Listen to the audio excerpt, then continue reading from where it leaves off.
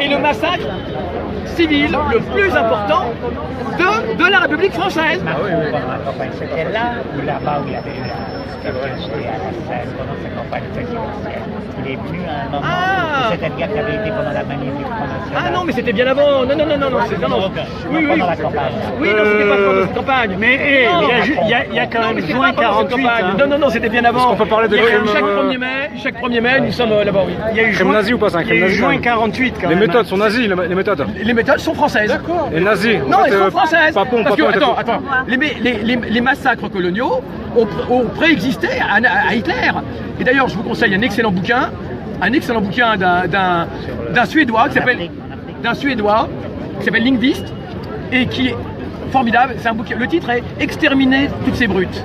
Je vous le conseille absolument. Exterminer toutes ces brutes. Et il explore la notion de génocide avant la Seconde Guerre mondiale. Donc il parle des génocides coloniaux. Il dit bien génocide, pas massacre. Il parle de peuples qui ont été massacrés, en Afrique. entre autres les Héréros en Namibie. Voilà. Mais tu vois, mais plein d'autres génocides. Le préfet de Paris à l'époque, Papon, c'est quand même nourri des méthodes nazies. D'accord avec moi. Non mais c'est un gros nazi, lui, c'est un collabo. Il a envoyé. Oui, mais ça dit quoi? Oui, mais l'erreur qui est faite. 1500 juifs livrés à l'Allemagne. Oui, mais l'erreur qui est faite, à mon avis, une erreur. Enfin, c'est une nuance qu'il est important de préciser. C'est que les massacres coloniaux ont préexisté à la Seconde Guerre mondiale. On n'a pas attendu Hitler dans la France aujourd'hui pour décimer la Kanaki, pour l'Algérie 1830. Les Indiens d'Amérique, les Indiens d'Amérique. Mais je parle de la République. Je parle de la République. Je parle de la monarchie française et je parle de la République ensuite. Eh bien, ces méthodes qui ont été appliquées en Algérie et ailleurs étaient des méthodes dont Hitler ensuite s'est inspiré, et c'est ce qui explique entre autres cet auteur suédois dans ce bouquin Exterminer toutes ces brutes, qui est remarquable comme bouquin. Il explique par exemple que Hitler aimait beaucoup les bandes dessinées. Absolument. Les bandes dessinées, les cow-boys, les Indiens. Est-ce qu'il savait pas lire ou c'était pas? Mais pas du tout. Et d'ailleurs, c'est pas un hasard s'il appelle la nuit où il extermine les SA, s'il appelle ça la nuit des longs couteaux. Vous savez que les longs couteaux, c'est la façon dont les Indiens appelaient la cavalerie. Ils appelaient les longs couteaux. La référence au western et l'extermination des Indiens est récurrente chez Hitler. Et quant au génocide, il dit le génocide des Arméniens, qui s'en soucie maintenant? Mais bien évidemment. Les gens ici reconnaissent le génocide des Arméniens. Il y aurait comment tu peux reconnaître qu'un fait? Ce sont des faits d'histoire, bien évidemment. Et on l'enseigne à l'histoire, Hitler avait dit on n'a pas trop rien dit pour les Arméniens, on dira rien. C'est ça, c'est ce que je dis. Sinon pourquoi la France actuelle, mais la France, elle a génocidé déjà dans les colonies. Papon n'a fait que poursuivre une entreprise de massacre général dans les colonies. Il l'a appliqué aux Algériens qui étaient donc à Paris. Et voilà, donc je ne vais pas dire que Papon n'est pas un martien, c'est pas un alien par rapport à la République. Quand Papon était effectivement préfet itinérant à Constantine en Algérie, après les massacres, préfet itinérant, après les massacres, après 45, après les massacres de Sétif-Guelma en 1945.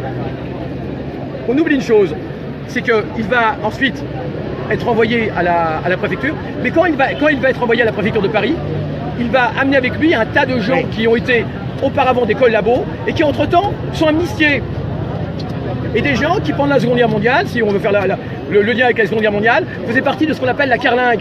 C'était la Gestapo française. Et cette Gestapo française, vous savez de qui elle était constituée? De ce qu'on appelait le Bureau nord-africain. Le Bureau nord-africain, c'était une police spéciale pour les nord-africains qui existait en France. Police raciste alors? Qui était police coloniale, bien sûr, bah oui, le racisme colonial, qui était à Barbès. Et ce bureau nord-africain, quand il y a l'occupation allemande, tous les fonctionnaires de ce bureau nord-africain passent à la Gestapo. Et ils constitueront ce qu'on appelle les Gestapo françaises. Et ces gens-là, après la guerre, vont être arrêtés, ils vont avoir des peines. Et quand on arrive à la fin des années 50, eh ben, ils sont amnistiés. Et c'est eux qu'on va retrouver à la préfecture avec Papon, le jour du 17 octobre. Ça veut dire que la boucle est bouclée. Attends, pardon? Pétain est amnistié? Non, pas Pétain. Non mais historiquement. Comment? Si Pétain n'a jamais été amnistié. Mais non, c'est des gens qui ont été des collabos. Il a été sauvegardé. Amnistié ou alors malgré ses crimes. La peine de mort de Pétain. Ou alors ils ont terminé leur en réclusion à perpétuité. Il est mort à l'île-Dieu. Non mais je dis, soit ils ont terminé leur peine, en tout cas, un certain nombre vont être réintégrés dans l'administration. Et Mitterrand, vous savez que Mitterrand a terminé, alors ça c'est pour l'OAS, pour l'OAS. Mais bon, donc voilà, c'est un crime colonial, c'est un crime républicain, c'est un crime démocratique, C'est pas une aberration. C'est comme ça que fonctionne cette République. C'est un prof d'histoire. Et c'est la raison pour laquelle on pourchasse encore les sans-papiers dans les rues de Paris et qu'on n'a aucun état d'âme en massacrer de temps en temps et que ça peut se reproduire. Et on n'a pas besoin qu'il y ait un régime fasciste en France pour cela. C'est ça que les gens... ça va être le fascisme. Mais le fascisme, il n'a jamais cessé. Monsieur Macron. Appelez-moi Youssef, oui. Youssef, monsieur Macron. Oui. Et... Ça va? Oui, bien sûr, à Barbès, rue de la Goutte d'Or. Je crois que c'était au 120 rue de la Goutte d'Or. Vous aviez le bureau de torture des harkis. En fait, vous avez un bureau des harkis. Alors, les harkis, on les a fait venir d'Algérie pour appliquer, pour surveiller l'immigration algérienne. Et donc, un de leurs bureaux... Non, pas infiltré du tout. C'était paradé comme à Alger. Et ils circulaient dans Barbès, exactement les techniques de la Casbah, des deux côtés, en silence la nuit, et ils circulaient comme ça sur deux fils. Et malheur à celui qui tombait sur eux. Pour... Même s'il avait dans les hôtels, les fait sortir. Voilà, exactement. Ce qu'on appelait les hôtels, c'est les hôtels meublés où habitaient les travailleurs à l'époque. Il rentrait les hôtels, il les faisait sortir, il y avait un centre de torture. Youssef, pour revenir à l'actualité... D'ailleurs, si vous voulez savoir, vous connaissez tous à Barbès peut-être l'espace musical, il y a un espace musical à Barbès qui est au bord du boulevard, près du métro aérien. Ça vous dit quelque chose, non? Pas trop, non. Un espace musical, j'oublie le nom, où il y a des concerts, des choses comme ça. Il est situé à l'emplacement du commissariat de police de Barbès. Un commissariat où on torturait. Et quand ils ont creusé pour faire ce... Ils ont trouvé des squelettes, bien évidemment. C'était un centre de torture, le centre de torture de la Goutte d'Or, et il y avait encore l'autre local des harkis, qui était aussi un centre de torture. Et c'était sous la République, c'était pas sous Pétain, c'était pas sous le fascisme. Youssef, aujourd'hui, monsieur Macron... Un massacre républicain. Monsieur Macron, là, on fait quoi de lui? Qu'est-ce qu'on doit faire de lui? Est-ce qu'il peut reconnaître les crimes d'État passés? Jamais. Est-ce qu'il aura le courage ou pas? Il le fera jamais. Il a eu des reconnaissances... Sauf... Il a eu des propos assez intéressants. Une seconde. Pendant la campagne. Il a dit en Algérie. Voilà. Après, on lui a tiré l'oreille. Ouais, il s'est fait bousculer. Voilà. Et il lui a dit, parce que sans doute, on lui a promis des choses de l'autre côté de la Méditerranée. Mais sans doute. Mais ce que je veux dire, il aura le courage ou pas là? Le problème pour nous, c'est pas uniquement qu'ils le disent. Nous voulons une commission d'enquête indépendante sur les crimes du 17 octobre. Nous voulons une commission d'enquête indépendante sur les crimes du 17 octobre. Il y a encore, parmi même des policiers qui sont vieux maintenant, évidemment, des gens qui ont participé. On a besoin de leurs témoignages. Le problème, c'est pas de les punir. On a besoin de leurs témoignages. Plus on aura de témoignages, plus on a très peu de témoignages. On a donc besoin. Et ensuite, on peut poursuivre la France parce qu'il s'agit d'un crime contre l'humanité. Vous le savez, il s'agit d'un crime contre... Et la France doit être poursuivie devant une juridiction internationale pour ces massacres. Donc le but pour nous, le but n'est pas uniquement... Premièrement, cette commission sera chargée d'établir le nombre de victimes. Vous savez, les Algériens, c'est pas des animaux, hein. C'est-à-dire qu'on ne sait même pas combien il y a, 400, 600 morts, on ne sait pas. Combien vous diriez? Alors, en 79, la première fois qu'un journal français commence à parler du massacre, c'est le journal Libération, qui en 79 parlait de 800 morts. Après... En une nuit ou en plusieurs jours? Alors justement, c'est intéressant. Non, pas uniquement le soir. Non, c'est pas uniquement le soir 17, c'est le soir et les jours suivants. Parce que parmi les 11 000 personnes qui ont été emmenées dans les stades, on a eu la collaboration de tous les ministères. C'est pour ça que c'est un vrai crime d'État. Parce que tous les ministères y ont participé. La RATP, le ministère de la Jeunesse et des Sports qui a mis à disposition les stades. Il n'y avait plus le Veldiv à l'époque, hein, mais il avait déjà servi pour les Algériens en 58. Mais par contre, il y avait le parc des expositions de la Porte de Versailles. Et c'est surtout là-bas où des milliers d'Algériens, et beaucoup sont morts là-bas ensuite, de leurs blessures, crânes fracassés, hémorragie interne, etc. Donc c'est pour ça que c'est difficile à dénombrer. Et beaucoup ont eu peur d'aller dans les hôpitaux, parce que la police raflait les blessés dans les hôpitaux, faut bien le dire. Et donc, sont allés mourir au bidonville de Nanterre ou dans les bidonvilles, sont allés mourir dans leur banlieue. Et donc, n'ont pas été comptabilisés comme morts. Il faudrait faire ce travail. Et ensuite, une seconde, camarade, tu poses des questions à la fois. C'est intéressant, mais une seconde. Et donc, c'est très difficile de dénombrer. Donc, il faut une commission d'enquête pour dénombrer d'abord le nombre de morts. C'est très important qu'on ait leur nom. C'est pas des animaux. C'était pas des animaux, c'est martyrs. Et même nous, on succombe à cela, on se dit, ouais, 400. C'est très grave dans l'arrivée à là. On veut leur nom, parce que leur nom existe. L'autre difficulté, c'est qu'un grand nombre, vous savez, ont été expulsés ensuite en Algérie. Dans les avions et tout. Excusez-moi, je suis malade, donc je suis comme un cochon. Et donc, beaucoup ont donc été renvoyés. Il y a des photos qui les montrent montant dans l'avion et tout. Ce qui fait que ces gens-là arrivant en Algérie, ils sont peut-être morts aussi, parce que la guerre n'était pas vraiment terminée. Donc c'est très difficile. Donc entre ceux qui sont partis en Algérie et autres, et sont-ils morts ici? Ont-ils été renvoyés en Algérie? Sont-ils morts là-bas? Sont-ils morts des suites de leurs blessures? Sont-ils morts? Vous voyez? Et puis après, il y a... Dans les commissariats de banlieue, le massacre a commencé avant le 17 octobre. C'était en fait un massacre continu. Et mon commissariat de ma ville, à Argenteuil, pas loin de Paris, était un grand centre de torture, connu pour être un grand centre de torture. Il était situé en plus pas loin de la Seine, donc les cadavres pouvaient être évacués sur la Seine très rapidement. Mais dans tous les commissariats de banlieue, c'était comme cela. C'est un crime organisé. Tous les commissariats de banlieue ont été des centres de torture. Donc c'est pas uniquement le soir du 17 octobre. Et enfin, la chose qui... Alors, j'ai dit responsabilité de Gaulle, de tous les ministres, pour des raisons opposées d'ailleurs, hein, pour faire capoter les négociations. Pour De Gaulle, pour négocier en position de force. Pour Debré, pour faire capoter les négociations, parce qu'il était à mort Algérie française. Ah oui. Enfin bref, oui, pour des raisons opposées, mais les deux avaient intérêt à une répression massive du FLN. C'est ce qu'il est intéressant de dire. De Gaulle est complètement impliqué et il est anormal que jusqu'à maintenant, on parle Papon. Moi, je ne veux même plus entendre parler de Papon, de ce vif. Vous pensez que De Gaulle, avec le sens du pouvoir qu'il avait, De Gaulle aurait laissé faire quelque chose, une chose avec laquelle il n'aurait pas été d'accord? Non mais ça va pas. Bon, faut dire qu'ensuite De Gaulle, pour le Cameroun, hein, il n'a pas hésité non plus. Le Cameroun, c'est un véritable génocide. J'en profite pour le dire, personne ne connaît le massacre des Bamileke et des Bassa au Cameroun. Parce que c'est à peu près 400 000 morts qu'il y a eu. 400 000 morts entre le début des années 50 et même après l'indépendance, vers 74, 75. 400 000 morts. 400 000 morts au Cameroun. Pourquoi? Napalm, contre la répression de l'UPC. Union des populations du Cameroun. Massacre massif dans la forêt. Napalm, etc. C'est une des guerres oubliées de la France absolument infecte. On pourra en citer beaucoup d'autres. Revenons au 17 octobre. De Gaulle est le responsable de cela. Il a laissé faire, il savait très bien, ça l'arrangeait, et ensuite il n'a pas réprimé. Et vous connaissez la phrase qu'il a eue, De Gaulle. Regrettable mais secondaire. Quand quelqu'un l'a interrogé une fois sur le 17 octobre, il a dit regrettable mais secondaire. Quant à l'opposition française, les mêmes qui aujourd'hui font mine, effectivement, d'être indignés par ce massacre du 17 octobre. Cette opposition, eh bien, que faisait François Mitterrand? Je suis désolé de le dire. C'était ministre de quelque chose, mais même le Parti communiste n'a pas été à la hauteur. Je ne parle pas des communistes algériens qui ont donné beaucoup de martyrs, et qui sont nos frères. Mais je parle de la direction du Parti communiste français, qui le soir, je sais que je vais m'attirer les foudres, mais je l'assume, on fait de l'histoire, hein, qui le soir du 17 octobre, alors que la manifestation approchait de la place Cossu, à Paris, et où il y avait le siège de l'humanité, c'est le siège de l'humanité, ou la CGT, c'est l'humanité, eh bien, et que les manifestants essayaient d'entrer dans le siège pour se protéger de la furie policière, ont vu le siège de l'humanité comme étant un refuge, et ont essayé d'entrer, le concierge a reçu l'ordre de descendre, et il a fermé les grilles. Non mais tu nous parles d'un parti communiste qui a collaboré avec le stalinisme, Youssef. Mais attention, c'est pas que le parti communiste est le responsable. Ils ont couvert les crimes du stalinisme. La direction n'a pas du tout été à la hauteur. Et le concierge est venu et il a fermé les grilles. Quant au lendemain, le Parti communiste n'a pas fait de manifestation. Il fera pour Sharon, et c'est très bien. Et les martyrs de Sharon sont aussi nos martyrs de la guerre d'Algérie. On est bien d'accord. Mais le Parti communiste n'a pas manifesté le lendemain.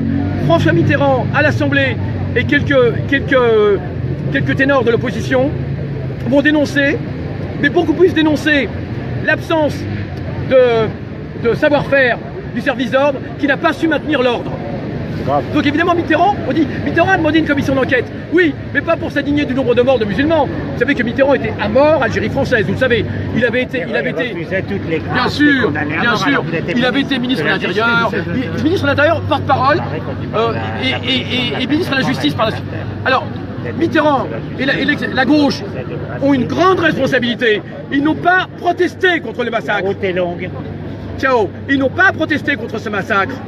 Et les seuls qui ont protesté contre ce massacre de façon digne, c'est le PSU, Parti Socialiste Unifié, avec Rocard à l'époque, qui avait déserté la FCFIO, qui avait quitté le Parti Socialiste pour fonder le Parti Socialiste Unifié, entre autres à cause de la guerre d'Algérie.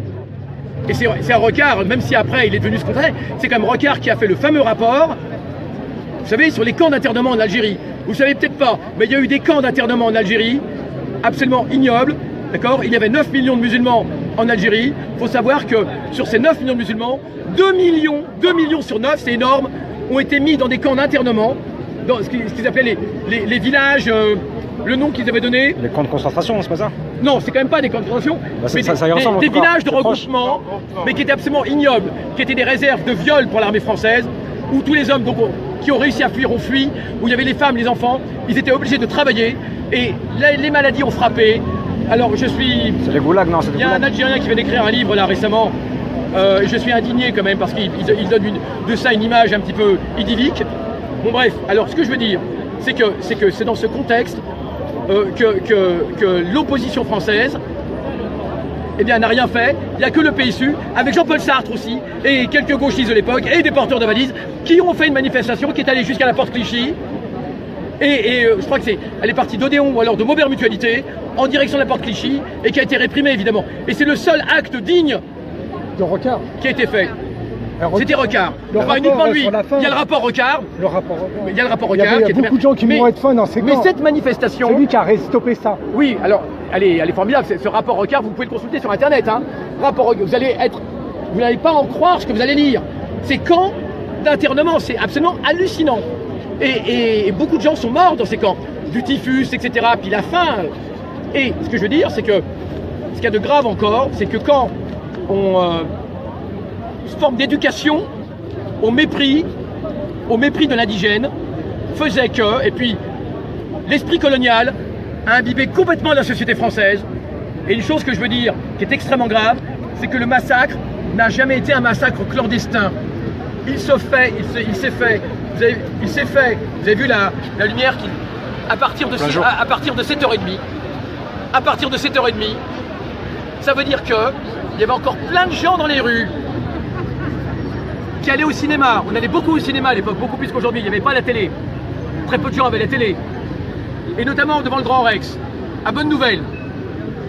Un monde fou devant le Grand Rex qui attendait pour son film. Et le massacre s'est fait à côté d'eux. Parce qu'il y avait un cortège qui arrivait à Bonne Nouvelle. Et des gens qui attendaient ont participé, ont aidé la police. En disant il y en a un qui se cache là, etc. Mais il y a des tas de témoignages. C'est terrible. Il n'y a eu aucune solidarité. Quand on parle de solidarité de classe, ça m'amuse. Aucune solidarité. Ni de classe, ni de rien du tout. Et même des gens ont aidé la police. Porte-maillot. Un cortège arrive qui venait des banlieues, Nanterre, etc. Et le cortège essaye de prendre le pont. Ça provoque un embouteillage. Ce même soir, 17 octobre. Et aux alentours de 19h, un embouteillage se forme. La police charge les manifestants de façon sauvage.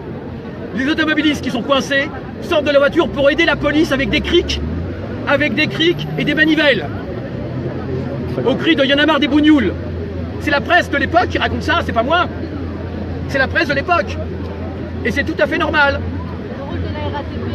Alors la RATP, bien sûr, la RATP, qui, sans rien dire aux manifestants, remplit les cars de manifestants, ils pensent qu'on va les amener à leur destination, et en fait, la RATP était totalement complice, et au barrage de flics, on fait des appels de phare, et les flics dirigent les cars directement vers les centres d'internement, vers Vincennes, etc.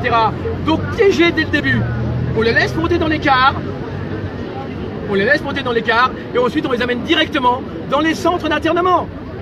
La RATP, ministre de la Jeunesse et des Sports, tous les ministères, on parle, ministère des Armées évidemment, ministère de l'Intérieur.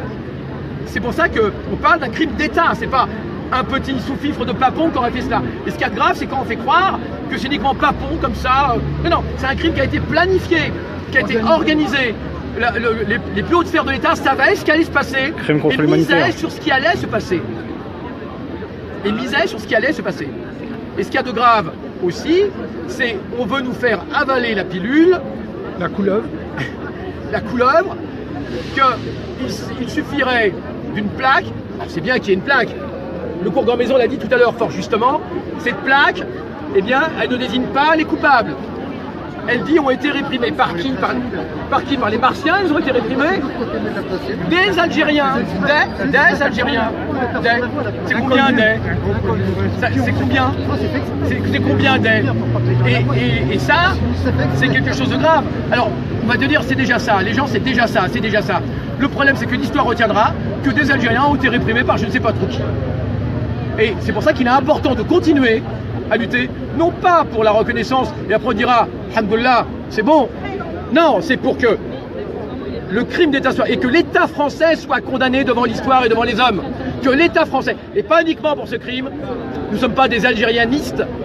Si, bien qu'algériens, nous luttons pour cette reconnaissance, c'est aussi contre tous les massacres coloniaux et contre ce qui se passe aujourd'hui, contre les sans-papiers, cette horrible, ignoble répression des migrants, et c'est ce désintérêt total. Et si on prend l'exemple aussi de l'État usurpateur d'Israël, qui utilise les mêmes méthodes de massacre et d'usurpation des droits des Palestiniens. L'impérialisme, le sionisme ont absolument les mêmes méthodes. Elles sont éternelles, c'est des méthodes de mépris de l'homme. Et je crois que c'est contre tout cela que nous élevons. Donc c'est pas un problème de mémoire. Personnellement, je ne suis pas spécialement pour cette histoire de mémoire. C'est pour le présent. C'est pour le présent et surtout pour le futur. Surtout pour le futur. C'est au nom du futur, c'est pas au nom de la mémoire que nous luttons. Élever nos enfants et les laisser grandir dans cette indifférence, c'est leur donner d'eux-mêmes une image de mépris. Parce qu'ils vont le savoir un jour ou l'autre. Et ils ne vont pas comprendre pourquoi nous n'avons rien fait. C'est aussi une forme de complicité en fait. Voilà. On est complice si on dénonce pas et si on réagit pas à une complicité quelque part. Si nous ne réagissons pas, nous sommes complices. Quand on ne réagit pas à un crime, on est complice. Je ne crois pas à l'ignorance.